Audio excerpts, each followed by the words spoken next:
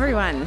I am Hisela Villas, and you are listening to We Have Lived by Not 9 to 5. This will include the highs, the lows, and everything in between. We may talk about some difficult topics. We may cover mental health and substance use challenges. We want to have a real open dialogue about what it's like to work in the hospitality industry. Hello, everybody. I am Hisela Villas, and this is We Have Lived by Not 9 to 5. By now, you all know that an intention with this podcast is to learn from each other. I'm here to share experiences I have lived. I'm here to listen to experiences you have lived, and this podcast is here to share experiences we have lived. And these conversations will always include the highs, the lows, and everything in between. We may touch on difficult topics such as mental health and substance use challenges and various other challenges that come with the restaurant and hospitality industry. Not 9 to 5, for those that don't know, we're a nonprofit global leader in mental health advocacy and education, specifically focused for the hospitality and culinary sector. So I grew up in restaurants. I never heard enough talk about real life emotional experiences. It was all about repress, suppress, and, check your shit at the door. So I'm really passionate about this podcast being an open dialogue and full transparency. I'm really excited about today's guest. So welcome, Michael. I am not a fan of reading bios to people. So I always ask, can you introduce yourself for those that don't know you? Yeah, absolutely. My name is Mike Nagrant. I'm a food writer here in Chicago. My joke is, but it's true, is I was the last and final Sun-Times food critic. So one of the big papers here in Chicago, the Tribune and the Sun-Times, but I wrote for the Sun-Times, written for everybody, really. The Chicago Reader, Alternative Press, New City, Chicago Magazine. I've written nationally for Gourmet, for Savier, Food and Wine. Maybe the thing that's most defining of my career is I was a contributor on the Alinea restaurant cookbook, Michelin 3-star here in Chicago. So I've kind of seen and done it all. And as we were talking earlier, I started podcasting in 2005 when nobody was doing it. So I've done all kinds of creator type stuff around the food space and the restaurant industry. Now, frankly, 18 years. So, so excited to be here. Thank you for having me. I'm just so delighted that you said yes. Truly, it's not every day that I get to talk to a food writer or anyone in the food media space that's as honest as you are. Just in the very teeny tiny interactions we've had, I've really appreciated your ability to hold yourself accountable. Also in reading your pieces, the Michelin one really stands out to me when you also called out, Atelier not getting enough media attention. I think that's really important here in Chicago. And the reasons why in particular, you're not shying away from the difficult aspects of this industry. I really admire that and appreciate that. So before we jump into the more difficult questions or interesting questions, I want to just ask you for a hospitality story. So I like to use this as an icebreaker and just tell us something from your own lived experience in this industry. I know you have some lived experience in the industry. Your choice, either funny, favorite, or fucked up. Yeah. It'd be great if I could do one with all three. I know, right? Yeah. As I was saying to you, and I don't know if a lot of people know this, I've referenced it in my writings at times, but I did spend 10 years working for a pizza parlor in Shelby Township, Michigan, suburbs of Detroit. Everybody knows 8 Mile because of M&M. I grew up on 23 Mile, which is literally 15 miles northeast of the Detroit city border. Okay. But very white bread suburbs, right, of Michigan. Worked in a pizza place like a lot of kids do out of school, or I was in junior high still, right?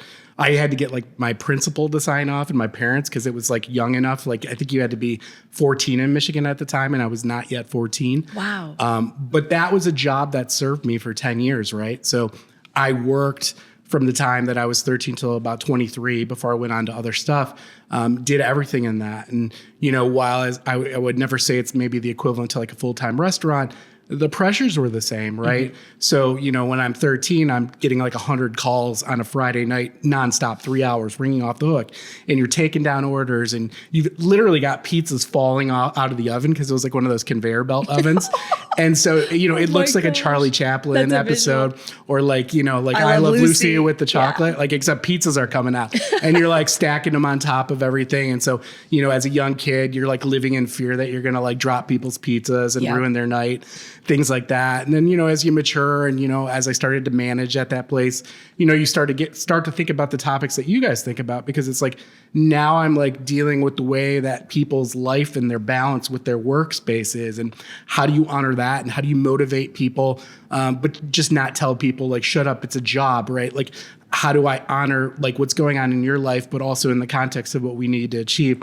So, I mean, ultimately, I don't know that it's a story as much as, that story of that 10 years also gave me a foundation by which, I think there's that, the anti-ego idea of the critic, right? From Ratatouille, like you're just this evil, angry guy who had something bad happen to you, and and that's why you critique or whatever it is. And I think for me, the one thing I always take is that foundational experience at the pizza place, and I have an empathy for the people who work in this industry, even though I no longer work in it, because I remember what it was like to sort of have to like subjugate my humanity to that process. And so, I mean, I won't go and say like I have always been like a empathetic critic. Early in the early days, I probably said some things in pieces that I would probably take back now. But I would say probably for the last 15 years of my career, my standard has been, even if I'm criticizing like an organization like Michelin, like we talked about, my standard is always to think about, one, these are human beings, and two, don't say something that isn't objective or isn't something that you can act upon. Like if you're going to be a critique, the goal here is improvement, and the goal here is to make people better or things better, not to bring somebody down or take them down necessarily, right? So like even with Michelin, what I would love for Michelin is to pursue a level of objectivity, not a pay-for-play program that they've started to establish, where the reason they're coming to cities is because they're taking millions of dollars, which is crazy, of course, because they are $1 billion tire company. So why do they need this money?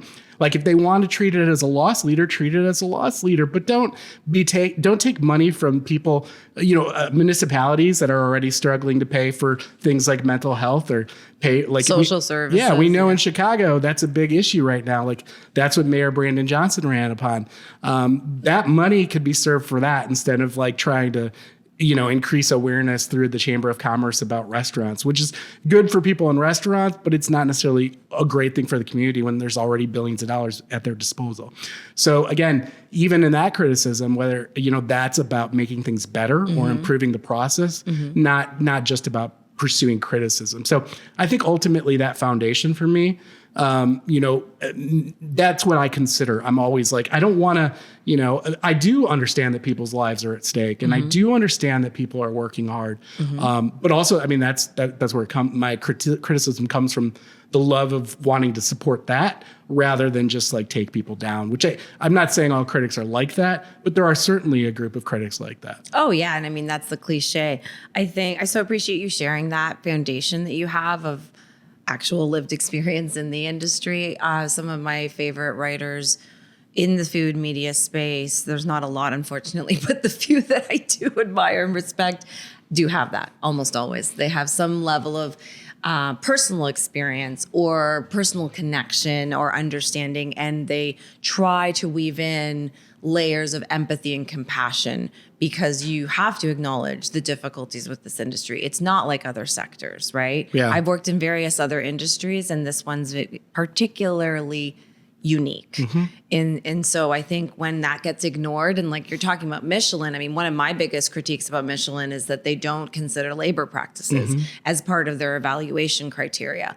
So what happens is that we're then applauding and awarding many restaurateurs, chefs, leaders that are abusive and are creating toxic work environments and are practicing wage theft. And, there's all these other illegal and harmful work practices, labor practices that get ignored, and they still get their stars and they still get all the featured articles and all the praise and, you know, put on a pedestal, brand deals, et cetera, et cetera. So that's my biggest problem with Michelin. I agree with you. The fact that they're now taking money, and tourism boards, I believe, are also paying them in different parts of the world. That's right. I mean, millions of dollars too, or That's at right. least high hundreds of thousands, but in many cases like Korea, I think, and even in Israel, they were multi-million-dollar deals over multiple years.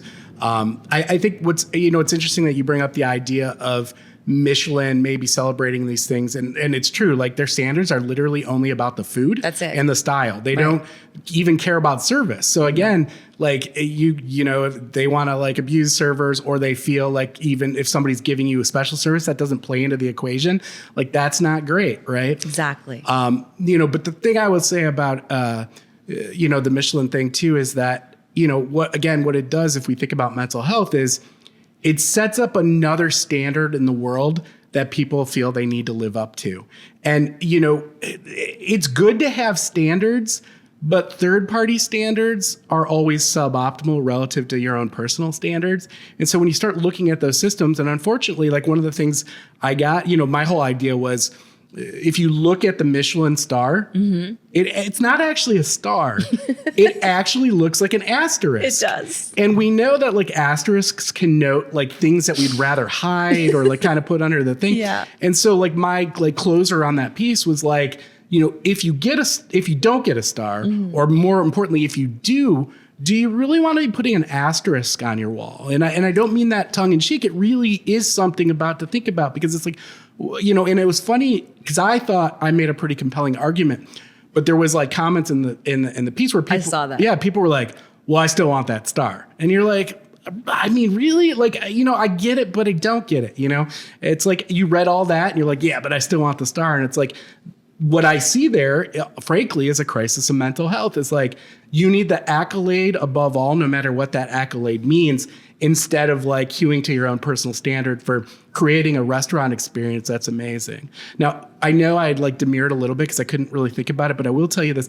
I do have fun stories around being a critic, right? Okay, tell us. So like, Atelier, actually, right? A great example. So before Atelier, it was a restaurant called Elizabeth. That's right. And, Elizabeth was this fantastic restaurant in Chicago, but also on a shoestring, very much a very small space. They were trying to pursue like Michelin level, but with a very skeleton crew. Ileana Regan, who is an incredible writer in her own right, but also an amazing chef, started it.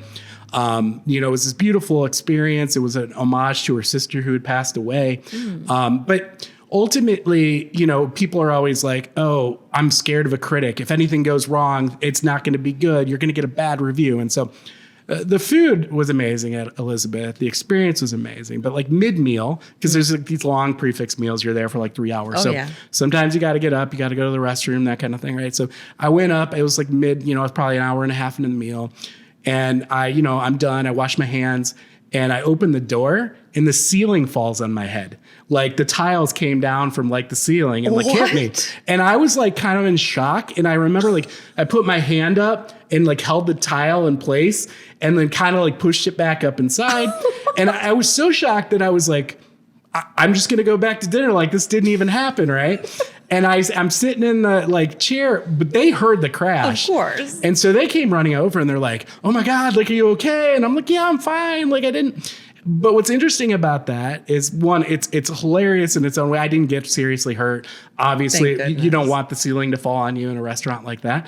But also at the same time, everything about that experience, like the humanity of the service, the quality of the food, that's what's important. Like, I mean, I guess it's another example. Like when we talk about mental health, it's like nothing's going to be perfect all the time, right? It's okay to feel bad. It's okay that things are wrong. That doesn't mean you failed. That doesn't mean that like, this thing isn't worth pursuing. That happens. The same thing happens in restaurants. Like I have had wine spilled in my lap multiple times at restaurants while I'm reviewing. Again, you think you get a terrible review, but what that also gives me is an opportunity to see how does the restaurant handle that? Like, because since nothing's perfect, how do you respond to that adversity, or how do you respond to that?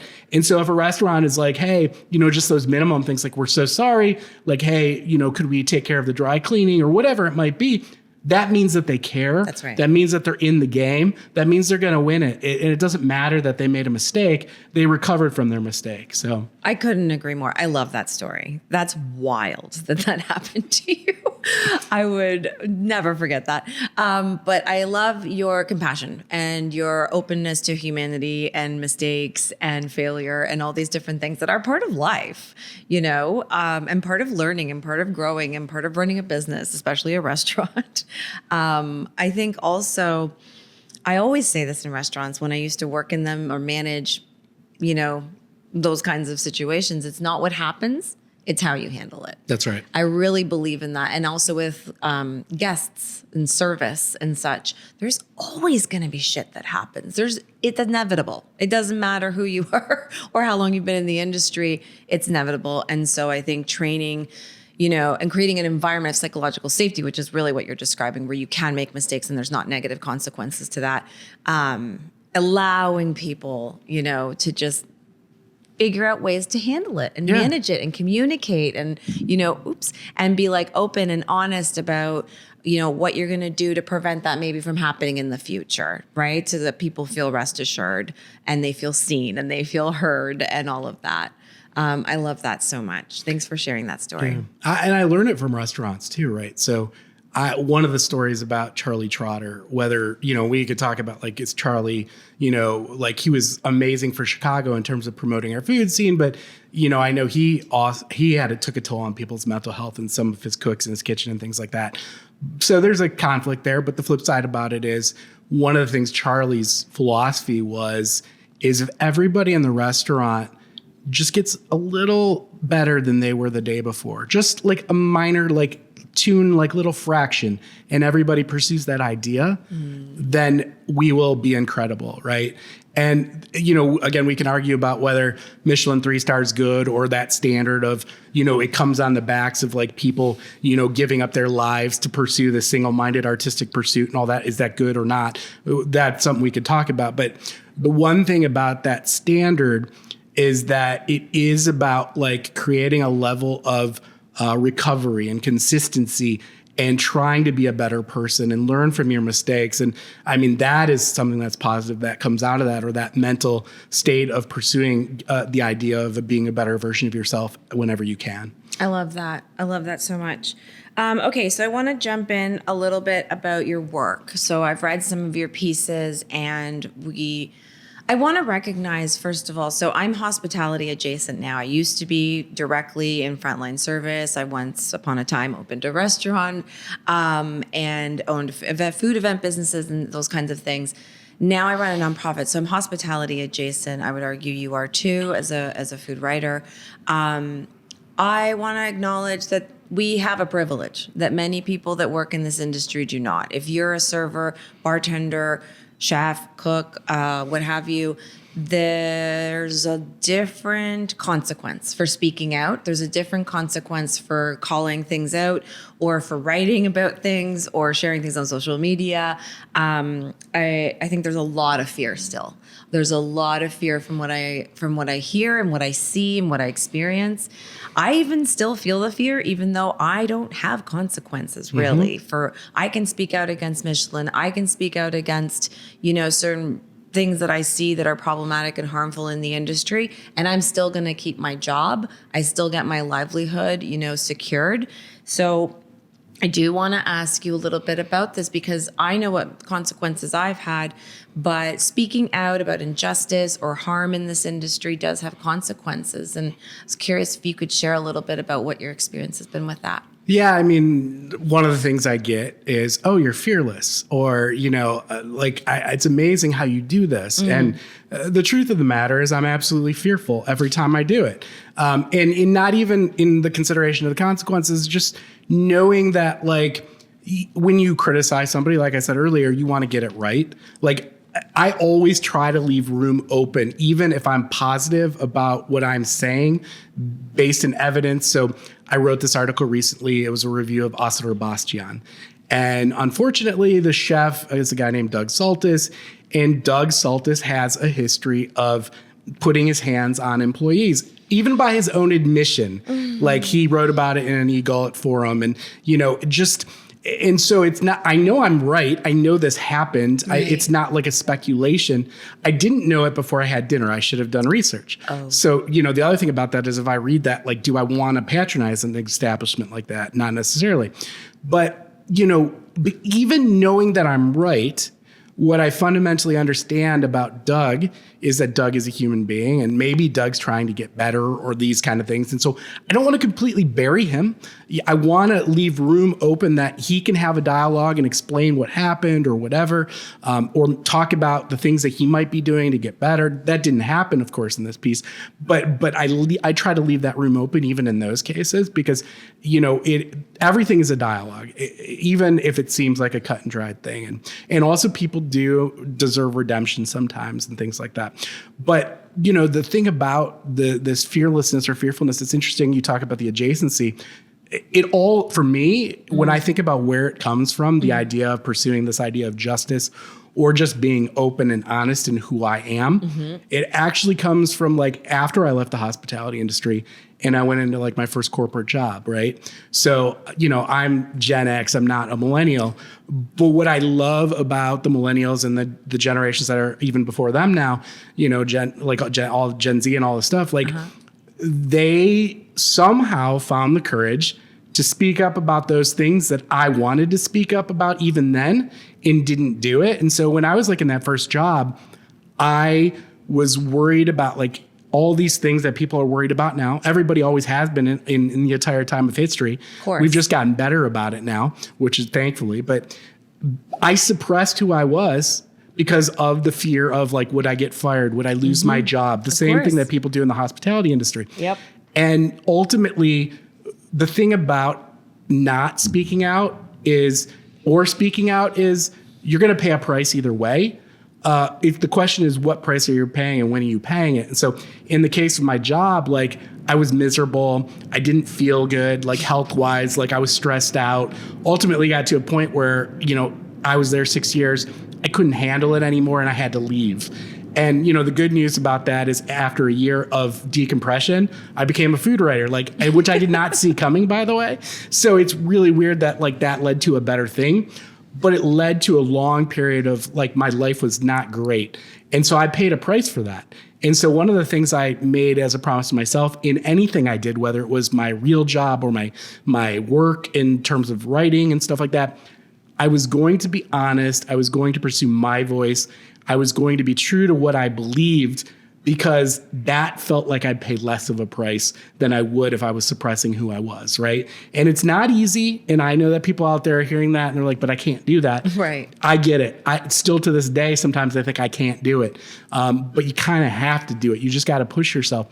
And so, what's really cool about that is, that's gotten me to a lot of these different places that I didn't see myself going, including the food writing career. But you asked about price, so I took a long story to get there. But at the end of the day, even now, yes, I have my own Substack, thehunger.substack.com, where I'm doing almost everything today. And one of the reasons I've made that choice to be completely independent, it allows me to say what I want without quote unquote repercussions or consequences or things like that.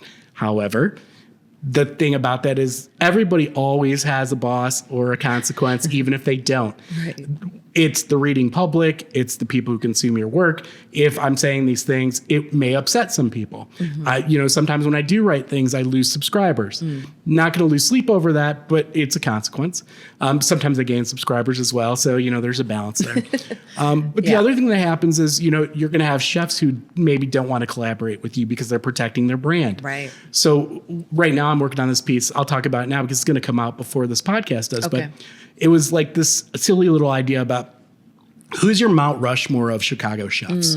Name the 4. And then to give people a little bit of a cushion, you can do 3 honorable mentions. So if you feel like you need some people that you wanted on there, but you couldn't get on there, you still get to do a little bit extra. Seems like a non-controversial idea, but it turns out, and there's a direct correlation, by the way, people who have Michelin stars, I asked almost every chef in town because I have a relationship with almost everybody.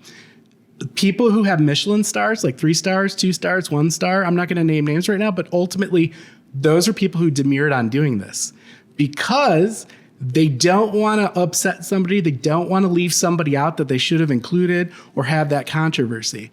And I think that's really interesting, right? Or, and it's like, this just seemed like a fun exercise, and you still got people like, I don't want to participate. I don't want to associate myself with that. What was even more interesting is, though, I did get like 90% of the chefs I asked, were like, I love to do it, and they participated. But what was more interesting was my colleagues. So folks, I also reached out, not just chefs, but people who are food writers, creators in the space, Instagram, TikTok, all that kind of stuff. And I said, hey, I'd like you guys to name your Rushmore as well. And that response rate was a lot lower. I don't know exactly, but it's probably about 50%. And so I started to ask myself, why is that? What is that? And the thing is, I get it, right? If you work for a publication that's a traditional publication, and you have one of the few jobs left because that's the other thing, right? This media thing is decimated. The fact that I'm doing this Substack, frankly, is a better place to be relative to traditional media, because traditional media is dead, or it's enforcing a standard that's bad for mental health, bad for restaurants, because they're all listicles and stuff like that. I know I'm talking about a listicle, and we could talk about that. But when I think those people, if they feel if they associate with somebody who has a truly independent voice, it could mar them, or they could lose those few jobs that they have. So I'm empathetic to why they may not participate, but it also doesn't make me feel great, because I respect a lot of these people. I wouldn't have asked them to do it if I didn't. Right. And the fact that they feel that they can't participate in this thing, that bothers me a little bit. That feels like a consequence a little bit. I think so. And I think it also says a lot about the state of the industry and where we're still at with this fear, and it's unfortunate, because what happens is there's just so much shame and silence. There's still so many things that happen behind closed doors that no one wants to talk about, no one wants to hear about. And that's unfortunate.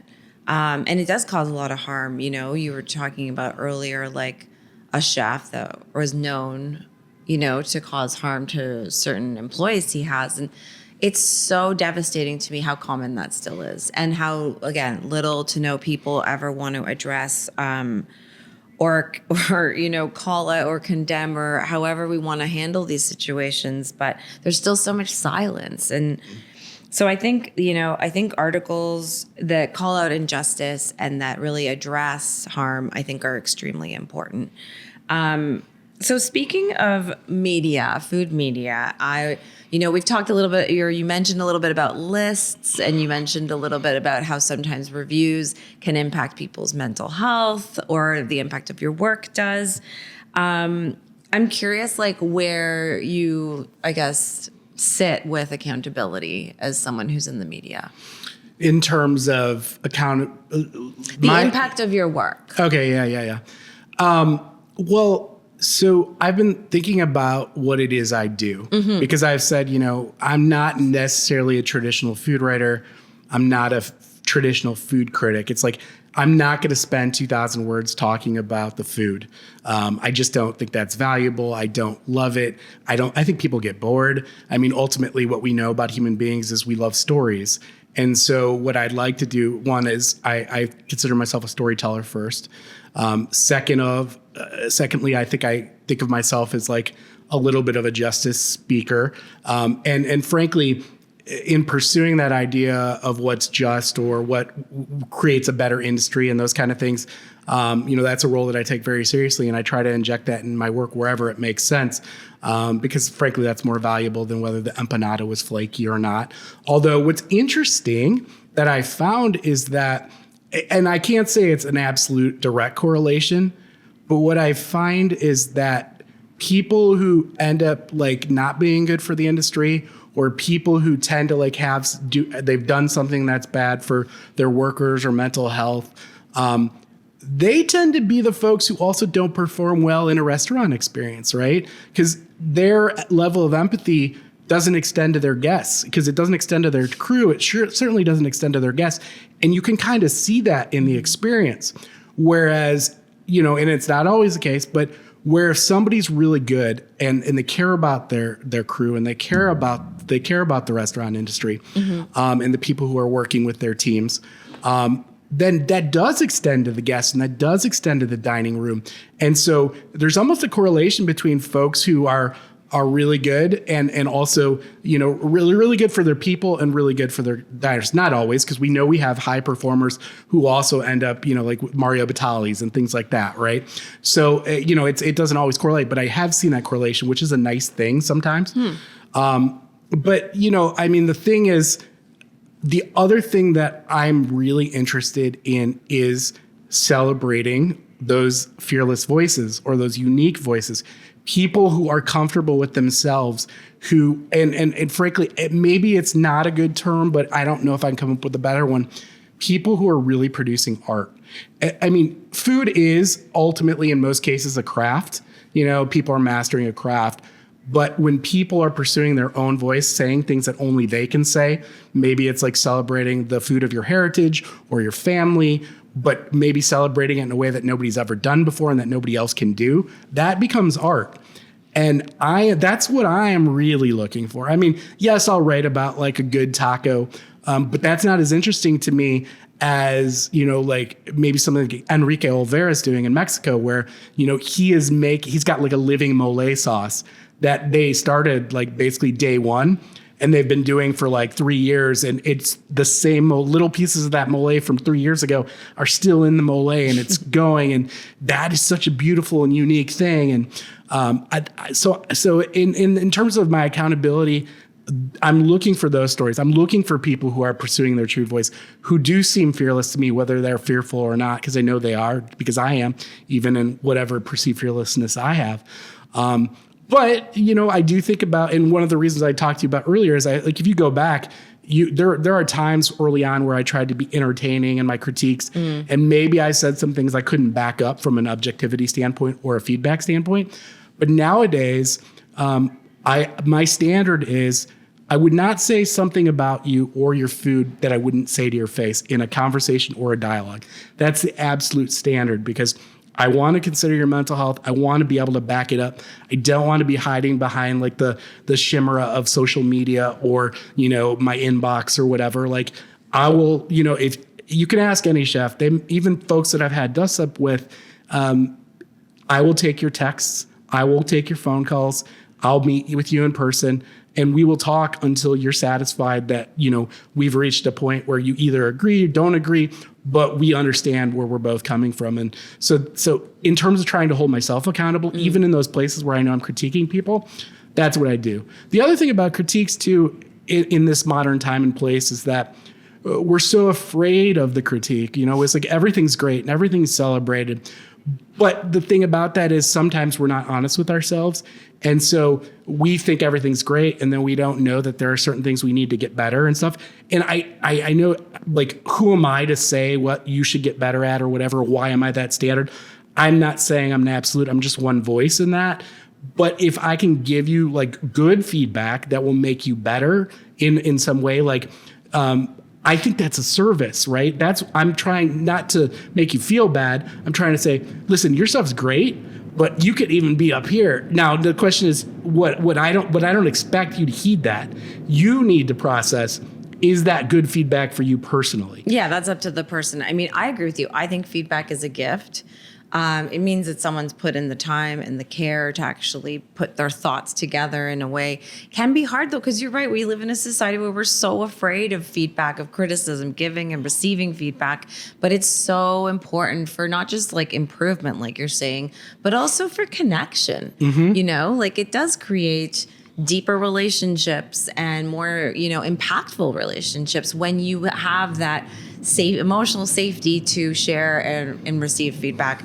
And I've found that our industry also really lacks practice with this. And so I think sometimes something like a review or a critic coming in and then writing about their experience at your place can feel so enormous, because it's such a weak muscle. We're so out of practice with giving and receiving feedback in our own, workplace and in our own lives. And so when it comes from an external figure like yourself, it can feel like an attack. I mean, obviously Yeah. praise doesn't feel like an attack. So when it's positive feedback, it can feel like this massive lift. It's almost like we're putting too much emphasis, no offense, but No. it's almost like we're putting too much emphasis on external, validation. And that's the part that makes me so sad about lists and Michelin and even, reviews and critics, is that it's so sad to me that this industry is still so dependent on what the outside world thinks about us. And, I remember I sat down in the first episode of this podcast. I love that you can hear like downtown Chicago sounds. I love to call that out because we are in downtown Chicago. It's still an amazing city for It's people who are urban. outside. It's just, there's sirens. It's Of fine. course, it's urban life. But I do want to say that I remember I sat down with Justin in like our second episode, and he said something about, how so many times media is not for the hospitality community. It's for the customer. It's for the guests. And that kills me that's kind of true sometimes. I don't think everyone believes that. I don't think everyone does that. We also sat down with Suresh Das, and he was very much in disagreement of that because he doesn't practice that himself. But I do think that in general, it does exist for the consumer and not for the hospitality community. And that I find devastating.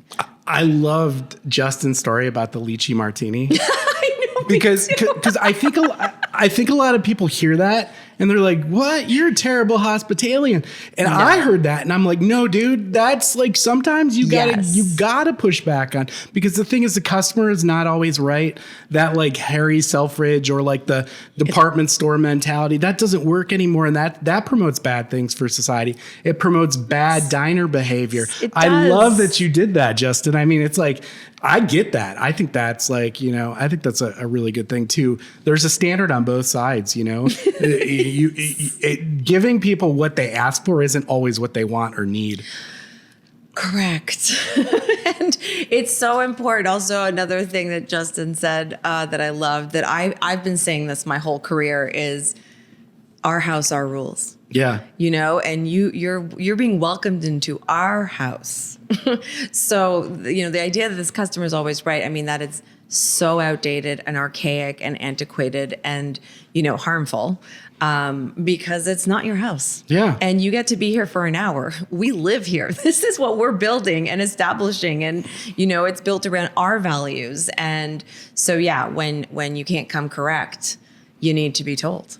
It's interesting, like the idea that when people pay for dinner, they feel like they own that experience. The entitlement. Yeah, and that's like something that has to change. Correct. Because even then, I mean, one of the reasons abuse is going on in the kitchen is because it's being normalized by diners in the dining room. It's like, well, if diners can treat my folks like this, I can treat folks like this, or maybe it goes the other way. I don't know, but there is a connection there, right? There's a huge connection. When I worked in places where my manager stood up for me, where I knew they had my back, it created a different workplace culture. Yeah. We had a different standard for what customers could get away with versus, even how we treated each other as a team. So you're right. There's absolutely a correlation there. And it shows. It shows when customers are allowed to do that and abuse staff, and that there's no repercussions to that. I've been in lots of places where the customers get kicked out. Right? Yeah. And I feel like that is just, because it's important to protect your team and create not just psychological safety, but physical safety. Yeah. There's nothing better than when your support or your boss or whatever has your back. Because that creates that foundation for you to feel that fearlessness in terms of being able to speak up. And you're not just speaking up to preserve yourself, you're speaking up to make a better place. And if people recognize that, then things get better. But if people just think, oh, you speaking up is like some outlier that's bad or whatever, you're never going to get better in these communities because you're not getting that direct feedback. Now, one thing I wanted to return to about accountability too that I was Sure. thinking about as we talked about Sure. is we should talk about media in general in the way that the space is approached, and Let's do it. And even like the idea of feedback and objectivity, and what are you seeking in terms of this approval, right? So one of the things people don't talk about this a lot, but because media budgets and all these things have declined, I'm not overstating this. 90% of all food writing that you read has either been as a result of a free meal, given by the restaurant, or in some cases, especially if we're talking about the creator economy, paid for by the restaurant, because they were like, hey, you post these 3 things on social for me and we'll give you like $500, or hey, we'll give you these free things, or, but even this is not just about creators. This is traditional media too. 90% of my folks that I work with in Chicago, they're going to media dinners where they're getting free multi-course meals. Like, that was the thing about Atelier.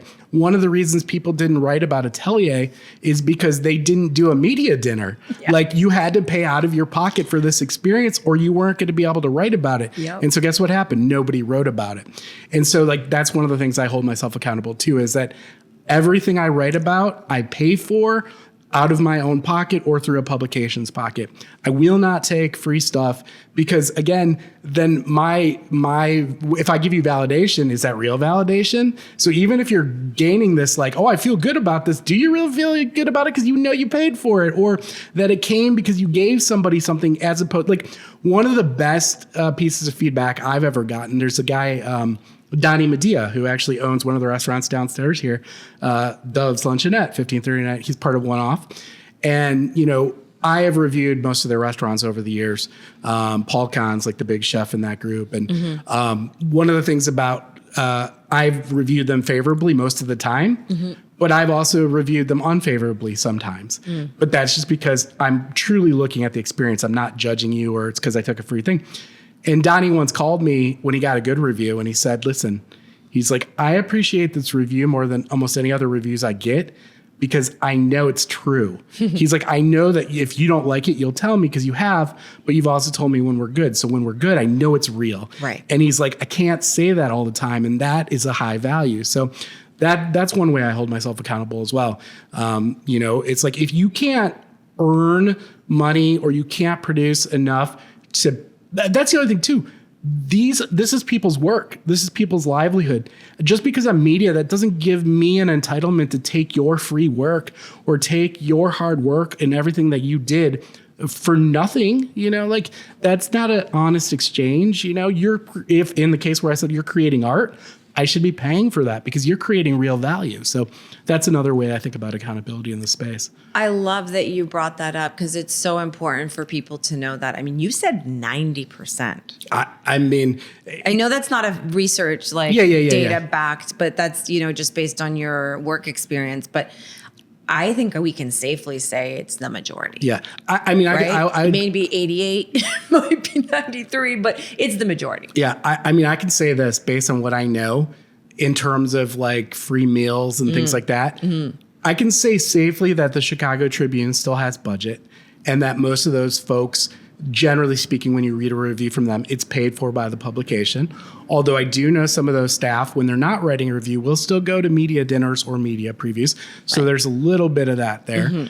Same thing with Chicago Magazine. But then when we start going and we start asking questions about stuff outside of that, I can say definitively I know, because I see the pictures of the media dinners every time, and I see who's there. And, like, there are some really good people like Mike Sula from The Reader. He's a guy who inspired me to be a writer. He's really ethically transparent. The other thing too is if you do these things, like you take a free meal, I will be okay with that if you disclose it. That's the thing. It doesn't get disclosed. It does not get disclosed. Like, that's it's like, problem. Okay, listen, I get it. Budgets are tight, all these things. That's fine. If you feel that you have to do that, that's okay too. Just state it. Just say it. Say it in the beginning of the piece, the end of the piece. Make it your standard, so then people can read it through that. But why don't people do that? Because they feel bad about it, because they know it like does something or reduces their opinion. I couldn't agree more. So this actually reminds me of something else I wanted to talk about. So what I've seen, and by the way, everything you just said is also true in Toronto. So I live in Toronto, Canada, totally different country. And through Not 9 to 5, I also speak to people all over the world. So there's some interesting stories that I've seen in Denmark, in Copenhagen. And I've seen some really conflict of interest stuff happening between media and chefs, restaurateurs. So I've seen this in Toronto firsthand. And I've been hearing and seeing more about it in Copenhagen. And so I want to tell you a little bit about what I've seen and what I've read now is happening there, and then ask you what your experience has been here in Chicago. what I really want to try to get to with these stories is that it's a different version of the same story everywhere.